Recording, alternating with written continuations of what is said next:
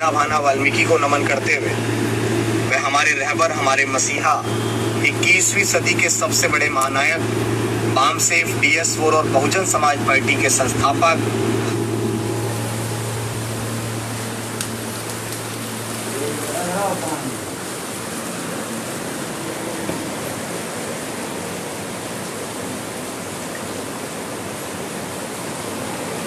बीती 28 जुलाई को डॉक्टर बाबा साहेब अम्बेडकर के समाधि स्थल चैत्यभूमि दादर मुंबई से शुरू हुआ, जिसका नाम बहुजन जागो मार्च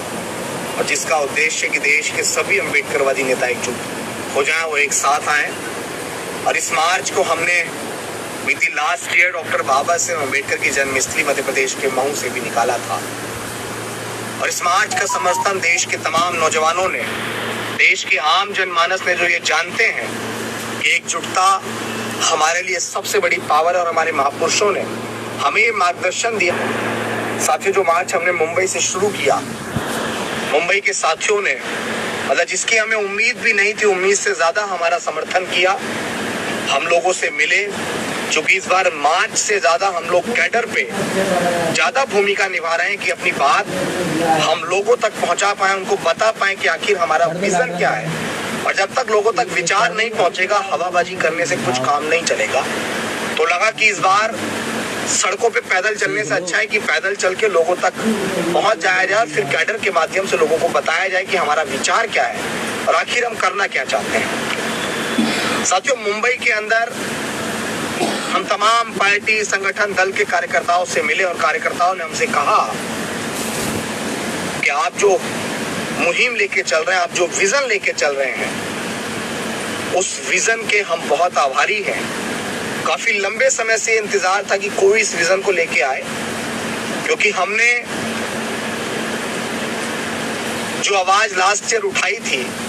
और इस मांग के साथ उठाई थी कि हमारे अम्बेडकरवादी नेताओं को एकजुट होना चाहिए, समाज ने साथ दिया, समाज एकजुट हुआ, समाज ने हमारे मार्च के अंदर बढ़ चढ़कर हिस्सा लिया। हमारे साथियों ने अपना घर परिवार सब कुछ छोड़ के समाज को जगाने के लिए और माननीय कांशी राम साहब की सामाजिक परिवर्तन की उस मुहिम को घर पहुंचाने के लिए अपना घर परिवार सब कुछ छोड़ दिया।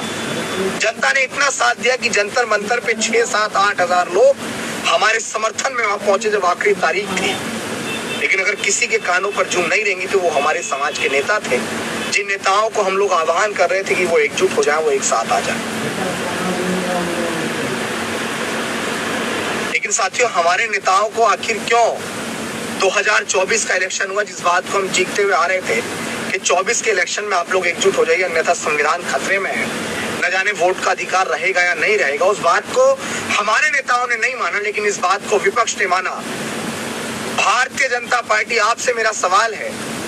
और मैं यहाँ बीच में अपनी बात रोक के आपसे कहना चाहता हूँ कि ट्विटर पे ठीक 9 बजे हमारा स्पेस चलने वाला @abhi07 ट्विटर पे हमारा स्पेस चलेगा। आप सबको बोलने का मौका दिया जाएगा। आप सब साथी ट्विटर पे आके जुड़े, इसके अंदर जुड़े और स्पेस के अंदर जुड़कर अगर आगे बढ़ाने के लिए किस किस तरह हम लोग और योगदान कर सकते हैं, आप लोग किस तरह योगदान कर सकते हैं, तो स्पेस के साथ जरूर जुड़िएगा। साथियों, जिस मांग को हमने उठाया था, उस मांग को जब हमारे नेताओं ने नहीं माना, लेकिन इस मांग को कहीं ना कहीं कांग्रेस ने अपना मानते हुए उस मांग पर काम किया। भारतीय जनता पार्टी जो मनुवादी विचारधारा पे काम करती है, अगर उस विचारधारा को हराना है तो हमें कहीं ना कहीं फूले अम्बेडकरी आंदोलन को अपना हथियार बनाना पड़ेगा। और आपने देखा कि कांग्रेस पार्टी ने इस देश में छोटे छोटे दलों और बड़े बड़े मुख्यमंत्री, कई स्टेटों के मुख्यमंत्री उस गठबंधन में शामिल थे। उन्होंने गठबंधन किया और फूले अम्बेडकरी आंदोलन को अपना हथियार बनाया, भारतीय संविधान को अपने हाथ में उठा और हमारे समाज को बेवकूफ बनाने का काम कांग्रेस ने किया। और विपक्ष के अंदर, जो विपक्ष बीते 15, 16 या 20 सालों से नहीं था सदन के अंदर, या उससे पहले से भी, एक्चुअली याद नहीं है, लेकिन वो विपक्ष कांग्रेस के रूप में बैठ गया जब उसने फूले अम्बेडकरी आंदोलन को अपना हथियार बनाया। लेकिन एक्चुअल में फूले अम्बेडकरी आंदोलन को जिन लोगों को हथियार बनाना था, नेताओं को एकजुट होकर महागठबंधन संविधान के नाम पर बनाना था, उन नेताओं ने अकेले चुनाव लड़ा। और हर्ष ये हुआ कि लोकतंत्र की सबसे बड़ी महापंचायत, जिसके अंदर बाबा साहेब अम्बेडकर ने पूर्ण बहुमत बनाने का सपना देखा, अपने 4-4 बच्चों की कुर्बानियां दी, मान्यवर कांशी राम साहब कश्मीर से लेकर कन्याकुमारी तक साइकिल यात्रा करते हुए बिखरे। और सदन बिल्कुल खाली हो गया। चंद नेता सदन के अंदर जीत कर पहुंचे, लेकिन मेरा आपसे सवाल है कि जहां से आपके अधिकारों की बात होती है, क्या वहां किसी 1, 2, 3, 4 सांसदों से आपके अधिकार आ सकते हैं? समझदार लोग यही कहेंगे कि नहीं आ सकते हैं। हम लोग जब तक विभाजित रहेंगे, हमारा जब तक विभाजन रहेगा, हमारा जब तक शोषण होता रहेगा। अगर आज मैं ये बात कहूं कि विचारधारा घर घर तक नहीं पहुंची है, डॉक्टर बाबा साहेब अम्बेडकर घर घर तक नहीं पहुंचे हैं, तो ये बात कहना कहीं ना कहीं गलत साबित होगा, क्योंकि डॉक्टर अम्बेडकर को आज घर घर लोग जान चुके हैं। अगर आज भी हम लोग देश के हुक्मरान नहीं बन पा रहे, तो हमारे नेताओं का हमारे नेताओं का घमंड सामने आ रहा है। मैं अपने नेताओं से सवाल करना चाहता हूँ, किस पल का आप लोग इंतजार कर रहे हैं? जब हम बिल्कुल खत्म हो जाएंगे, नस्ते नाबूद हो जाएंगे, जब हमारा मिशन, हमारा मूवमेंट बिल्कुल खत्म हो जाएगा, क्या हम उस पल का इंतजार कर रहे हैं? या हमारे समाज के वो लोग जो हमारे नेताओं के पीछे लगे हुए हैं, या वो हमारी बहुजन मीडिया जो बहुत अच्छा काम करती है, मैं उनसे भी कहना चाहता हूँ कि क्या रहेगा हमारे पास अगर हमारे नेता विभाजित होकर आने वाले 27 का इलेक्शन लड़ेंगे और हम फिर से बिल्कुल जीरो पे आ जाएंगे? तब आप देखिए ना, विधानसभाओं में लोग नहीं है, लोकसभा में लोग नहीं है, राज्यसभा में लोग नहीं है। जिनके हुक्मरान नहीं होते ना मेरे भाई, उनका शोषण अत्याचार निरंतर होता रहता है। अगर इस देश के अम्बेडकरवादी नेता एकजुट नहीं हुए, ये एक बड़ा सवाल है कि इस देश के अम्बेडकरी आंदोलन की अंतिम लड़ाई है, क्योंकि जिस भाजपा या कांग्रेस को आपने वोट दिया है गठबंधन के नाम पे, जब आपके अधिकारों की बात आई, SC/ST रिजर्वेशन में क्रीमिलेयर की बात आई, सुप्रीम कोर्ट का एक आदेश आया, तो आप मुझे बताइए किस कांग्रेस गठबंधन ने आपके लिए बोला? क्या राहुल गांधी जी ने आपके लिए कुछ बोला? क्या अखिलेश यादव जी ने आपके लिए बोला, जिन्होंने PDA के नाम पे गठबंधन बनाया?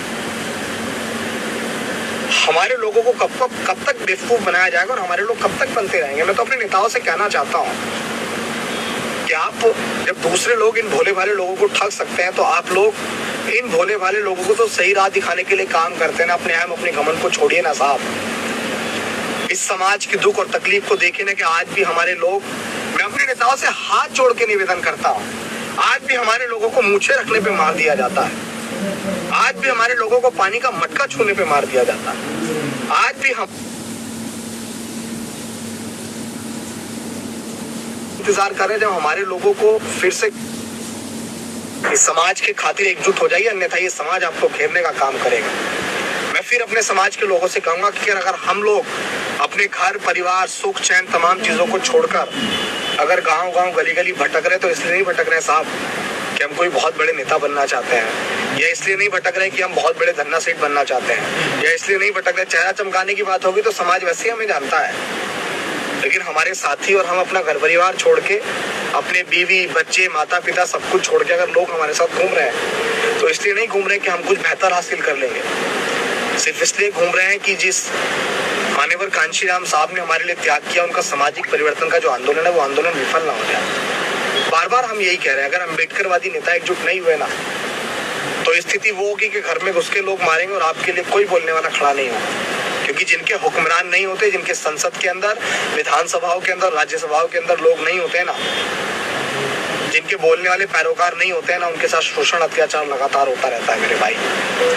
इस बहुजन जागो मार्च को अगर आपने नहीं समझा, ये मार्च मेरा नहीं है, मैं इसका मालिक नहीं हूँ, ये मार्च आप सबका, ये मार्च समाज का है। इस बहुजन जागो मार्च की मुहिम को आप अपने गांव से, अपने शहर से, अपने कस्बे से निकालने का काम कीजिए ना मेरे भाई। अगर आप नहीं निकालेंगे तो समय